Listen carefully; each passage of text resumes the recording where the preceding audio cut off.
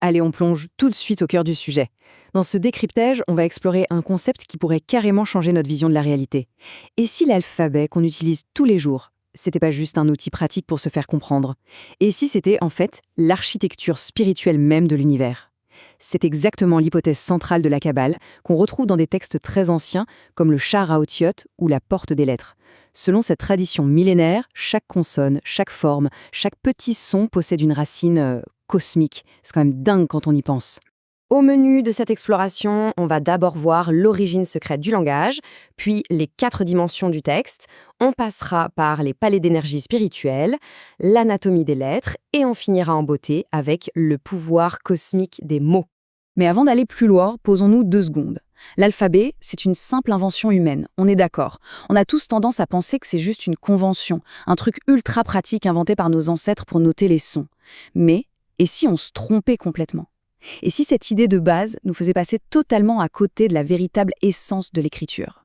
Ce qui nous amène à notre première partie, l'origine secrète du langage. Alors d'un côté, on a notre vision moderne, laïque, le langage comme simple accord humain. Prenez un manuel de médecine par exemple.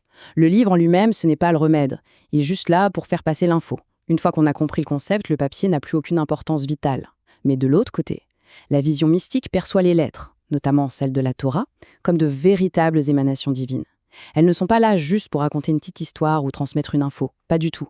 Elles sont spirituelles, elles sont directement connectées à des forces supérieures, et leur forme physique reflète leur âme. Autrement dit, ce ne sont pas des symboles morts, ce sont des entités vivantes. Passons maintenant au deuxième point, et non des moindres, les 4 dimensions du texte. C'est là que ça devient vraiment intéressant.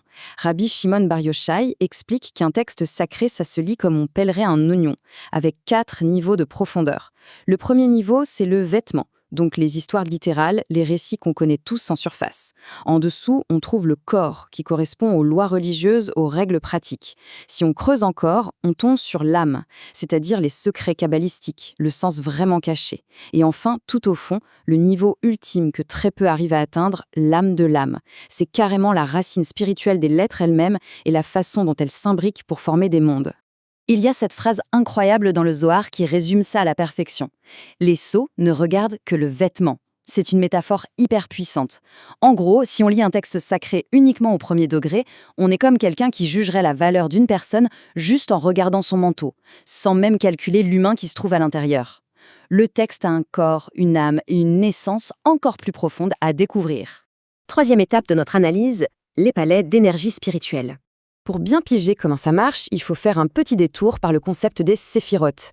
Les séphirotes, ce sont les 10 émanations divines. Imaginez ça comme des sortes de canaux ou de prismes, à travers lesquels une lumière infinie va passer pour créer et maintenir notre univers en continu. On y retrouve la sagesse, la compréhension, la miséricorde, la justice. Et le coup de génie de ce système, c'est que chaque lettre de l'alphabet est directement et littéralement branchée sur l'une de ces séphirotes. En fait, l'alphabet hébreu et ses 22 lettres, ce n'est pas du tout un bloc uniforme. Les lettres sont triées selon le type de force spirituelle qu'elles canalisent. On a des lettres comme le Aleph ou le Bet qui attirent ce qu'on appelle la pure miséricorde, donc la bonté, le flux créateur. À l'inverse, des lettres comme le Shin ou le Tav sont ancrées dans la pure justice, la rigueur, l'ordre strict. Et puis, il y a un troisième groupe qui vient mixer tout ça pour créer un équilibre. Donc, quand on assemble des lettres pour faire un mot, on ne fait pas juste du bruit, on orchestre un équilibre cosmique ultra précis entre la miséricorde et la justice. Et là, on touche à un point absolument fondamental. La différence entre ce qui est écrit et ce qui est dit à voix haute. Les lettres écrites à l'encre sur un parchemin, c'est le corps. Ce sont des palais physiques. Elles ont une sanctité inhérente, bien sûr, parce qu'elles servent de réceptacle. Mais les lettres parlées, celles qu'on prononce, là, c'est purement spirituel. En fait, notre souffle agit comme un véritable déclencheur. Quand on prononce une lettre, bam, on réveille sa racine cosmique supérieure et on active son palais physique. Allez, on passe à la section 4, l'anatomie des lettres. Pour rendre ça plus concret, on va décortiquer la toute première lettre de l'alphabet, le Aleph. Quand on regarde bien, le Aleph, c'est loin d'être un simple trait de plume. L'analyse kabbalistique découpe sa forme en 3 parties très distinctes. On a un petit iode en haut à droite, un autre iode en bas à gauche, et une ligne diagonale qui est en fait la lettre Vav qui vient lier les deux. La symbolique derrière cette architecture est tout simplement vertigineuse. Le yod du haut, ça représente les cieux, le domaine spirituel. Le yod du bas, c'est la terre, le domaine physique. Et le vav, au milieu, c'est le pont qui relie les deux. Le aleph vient canaliser l'attribut de Keter, la couronne, le mystère suprême de l'unité. Et le truc fou, c'est que si on fait le calcul, 2 yods qui valent 10 chacun, plus un vav qui vaut 6, on arrive à 26.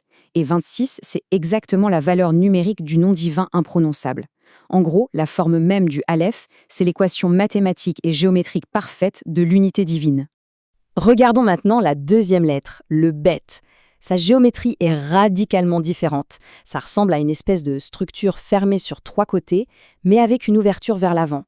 D'ailleurs, petit détail intéressant, le mot baït, en hébreu, ça veut dire maison.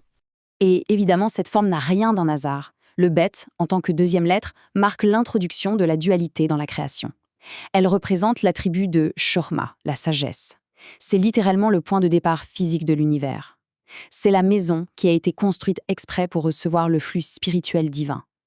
Le fait qu'elle soit fermée en haut, en bas et à l'arrière, ça nous envoie un message très clair. L'esprit humain ne doit pas chercher à comprendre ce qui est au-dessus, en dessous ou avant la création. On doit regarder vers l'avant, par l'ouverture, là où le monde et l'histoire sont en train de se déployer. Un autre exemple hyper parlant, c'est la lettre mem. Elle a une particularité, elle possède 2 formes distinctes selon sa position dans un mot. Le mem ouvert, c'est l'attribut de miséricorde. Il est ouvert vers le bas pour laisser l'abondance et la lumière couler vers notre monde.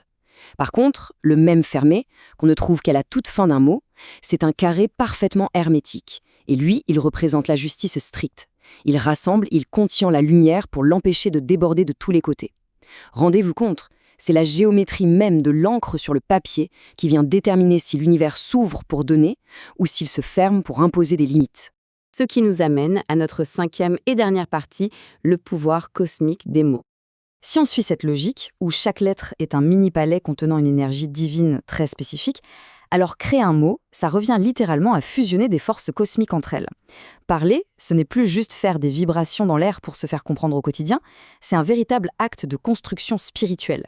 Les textes anciens nous disent que quand notre souffle vient percuter ces lettres pour les prononcer, ça engendre de nouvelles réalités spirituelles.